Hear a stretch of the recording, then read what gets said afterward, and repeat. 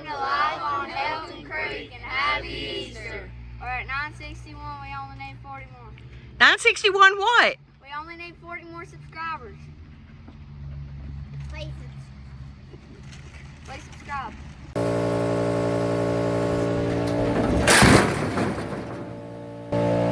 Ta-da!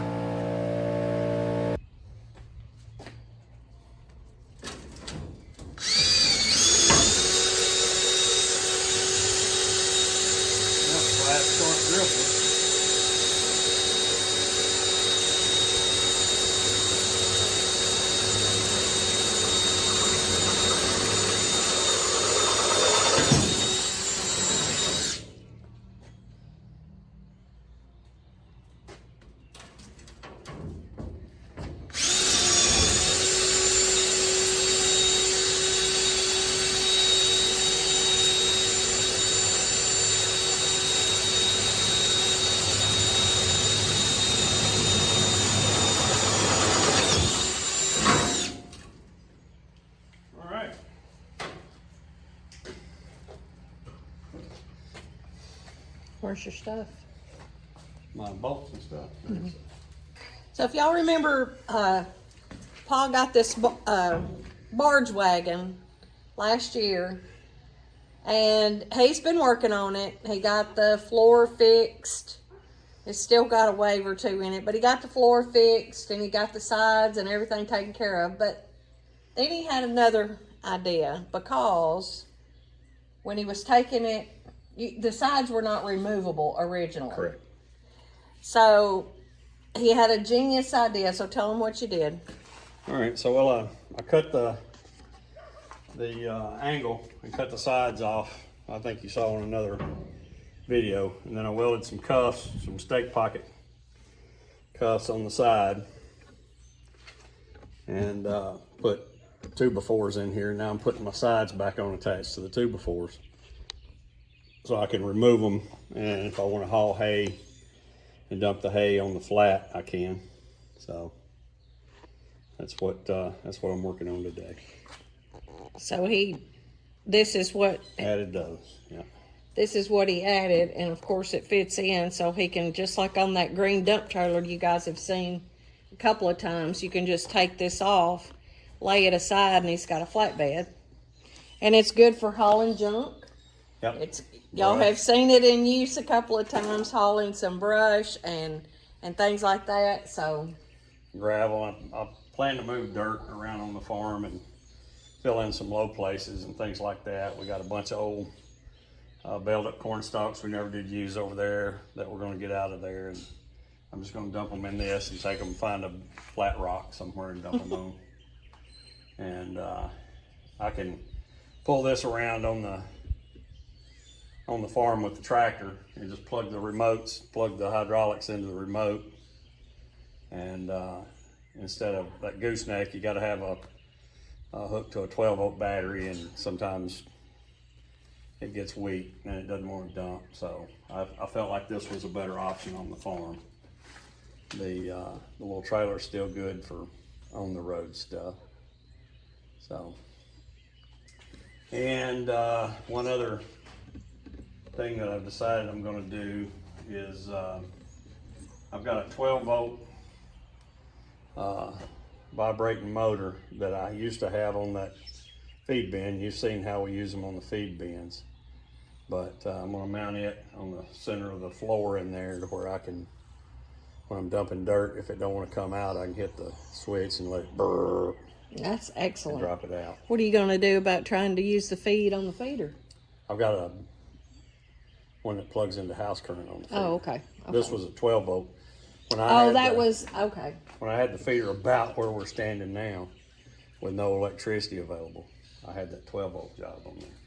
Yeah, we just happened to be working in Pa's new shop with the concrete floor and the super high ceiling, super high doors, and this was Pa's into the bargain on the move and the new house and all that. So he's really getting a kick out of it. He's really enjoying it. Oh, my magnet. Oh, this is his. Sorry, this went flying. I don't know how to make it. There we go. Well, this is Pa's invention. This, of course, is magnet. It's magnetic already, but all of his things are magnetic. So I had a shelving unit that was all metal, and it was made out of, it was angle with a bunch of bolt holes in it. It had gotten loose. It was kind of rickety and everything, and so I didn't really think I wanted to use it for a shelf. And I kind of wanted to put something over here to put my tools and things on. So I got to thinking, hey, them might fit. So we wound up mounted them over here, and then I started getting these magnetic tool holders from the Hobo Freight. And even his drill, it even holds his drill. So yeah, I it got a holds couple it of good. those on Amazon. I might get a couple more, and that way I can hang my drills up here. But they just That's a strong little magnet right there. it's pretty stout. So I got socket holders. These are supposed to hold broom handles. But So- I could show you the floor and show you that he doesn't use a broom in here very often. So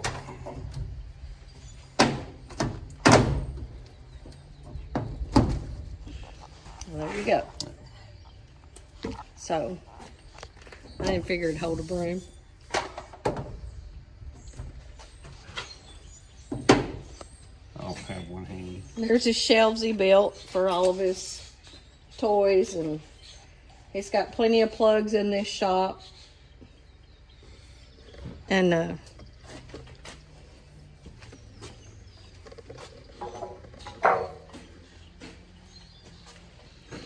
didn't you say you were going to put a wood? Yeah, I'm thinking I may just do all treated on the front. I got some more of this that I can cut to put out here, but I'm thinking I had to replace the front end with a fresh piece of 2x4 square tube, rectangular tubing, and put my new struts on. And I think if I trim this flush with that right there, I can let those 2x go out there and then attach them there. And it would hold a little more reinforcement here on the front end. So that's the other side that he hadn't started working on yet, and you can see the metal pieces that he took off. Looking good, Paul. All right. So this is the little vibrating motor that I'm going to put on the bottom of it to kind of shake the residual dirt and things like that. So it's a 12-volt unit. Get them on Amazon for about 80 bucks. And if this one, if it winds up not being hardly aggressive enough, I might buy a second one and put one on each side. And that way it'll help dump, because I think it's got maybe like a 50-degree angle, so it don't dump real steep. So to help knock everything out, we might put this on there and see how it does. Listen, I've already got the tractor hook down on the way.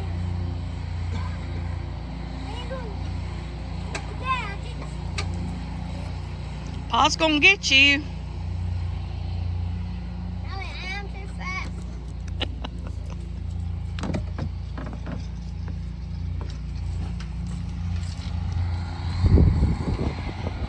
So we've been working on the yard, getting things straightened up and cleaned up. And this was the old crepe myrtle Give me a fossil. that was here. And I don't know how many years it's been here, but that's the hole it left.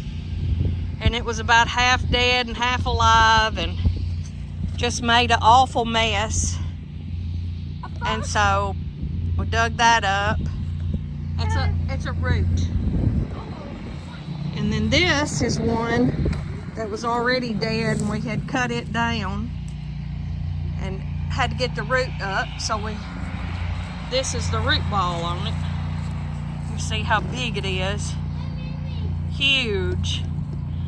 Way down deep in the ground, but it was deader than doo-doo too, so we had to dig it up. Can you show them to me? Oh, Mimi, I'm trying to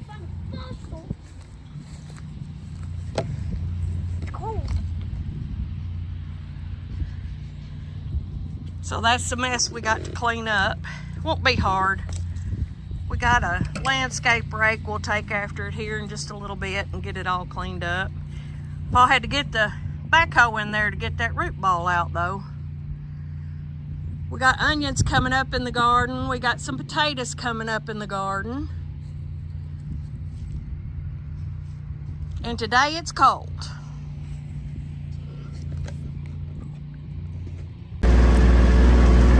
So this is the barge wagon that he got. And he's been working on it. Y'all saw that. And he built him some little standards to go on the sides so that we could haul some brush and brick and rock. And it is the bomb diggity.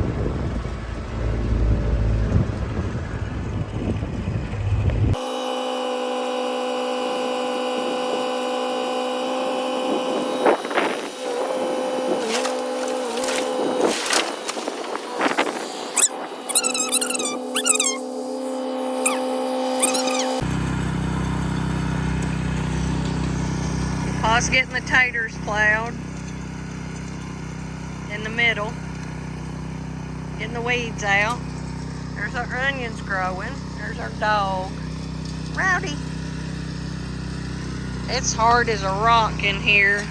We haven't had any rain in a couple of days.